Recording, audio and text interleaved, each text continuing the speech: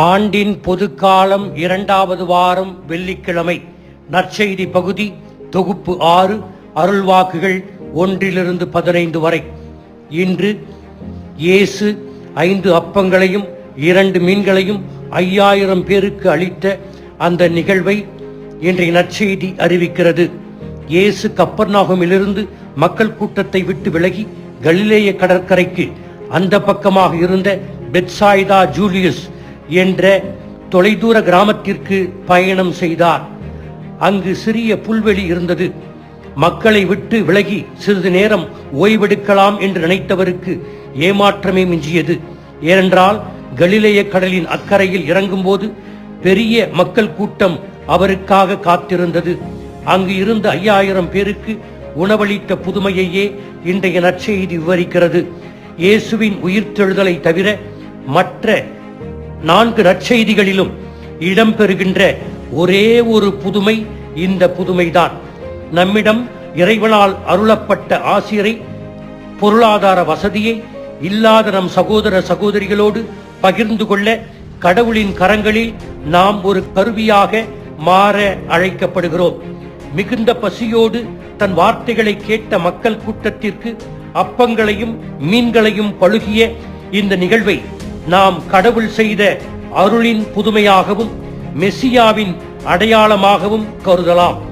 இன்றைய நற்செய்தி நமக்கு வழங்கும் பாடம், நம்மிடம் ஒப்படைக்கப்பட்ட பணி எவ்வளவு சாத்தியமற்றதாக தோன்றினாலும் கடவுளின் உதவியுடன் அதனை செய்ய முடியும் என்கின்ற ஆணித்தரமான நம்பிக்கை நமக்கு வேண்டும். இத்தனை பேருக்கு எப்படி உணவு வழங்குவது என்று திருத்தூதர் பிலிப்புக்கு ஏற்பட்ட இது இயலாத காரியம் என்பது கடவுளின் துணையால் அனைத்தையும் செய்ய முடியும் என்ற நம்பிக்கையின் நற்செய்தியை இன்றைய நற்செய்தி அருளுகிறது. லூக்கா 1:37 வாசிக்கிறோம், கடவுளால் ஆகாதது ஒன்றும் இல்லை. இயேசு இந்த 5000 பேருக்கு உணவு கொடுக்க தொடக்க புள்ளி போட்டது ஒரு சிறுவன்தான். அவன் தன்னிடம் இருந்ததை எல்லாம் தாராள உள்ளத்தோடும் இன்முகத்தோடும் இயேசுவிடம் கொடுத்தான். எனவே அன்புதான் ஒரு மனிதனுக்கு தேவையான முதன்மை பண்பு. அந்த சிறுவன் தன் அன்பை வெளிப்படுத்தினான். இயேசு அவனுடைய அன்பை ஆசீர்வதித்து பழுகி பெருக்கினார்.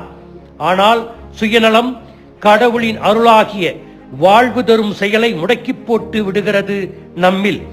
இந்த நிகழ்வை 4 நற்செய்தியாளர்களும் குறிப்பிட காரணம், தொடக்க திரு அவை கிறிஸ்தவர்கள் இந்த புதுமையை நற்கருணையின் முன்னடையாளமாக அடிக்கடி உணர வேண்டும் என்பதற்காகவே.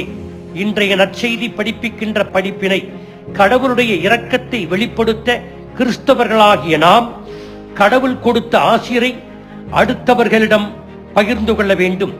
கடவுள் அக்கறையுள்ள ஒரு தந்தை, ஆனால் அவர் நம் ஒத்துழைப்பை விரும்புகிறார். தொடக்க கால கிறிஸ்தவர்கள் அதைத்தான் செய்தார்கள். தங்களிடம் உள்ளதை இல்லாதவர்களோடு தாராளமாக பகிர்ந்து கொண்டனர். இன்று வாழும் நாமும் நம்மோடு இருக்கும் மற்றவர்களும் கொடுக்க எதுவும் இல்லை என்று நினைத்தாலும் கடவுளிடம் பகிர்ந்து கொள்ளும் துணிவை நாம் கேட்க வேண்டும். இயேசுவின் பெயரில் நாம் எதை கொடுத்தாலும் அதை பெறுபவர்களுக்கு அது ஒரு உயிரை கொடுக்கும் விளைவை ஏற்படுத்தும். 2 மனநிலை படைத்தவர்களை இந்த நற்செய்தியில் காண்கிறோம்.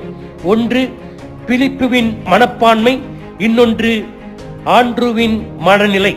பிலிப்பு யதார்த்தத்தை பேசினார். நிலைமை நம்பிக்கையற்றது, எதுவும் செய்ய முடியாது.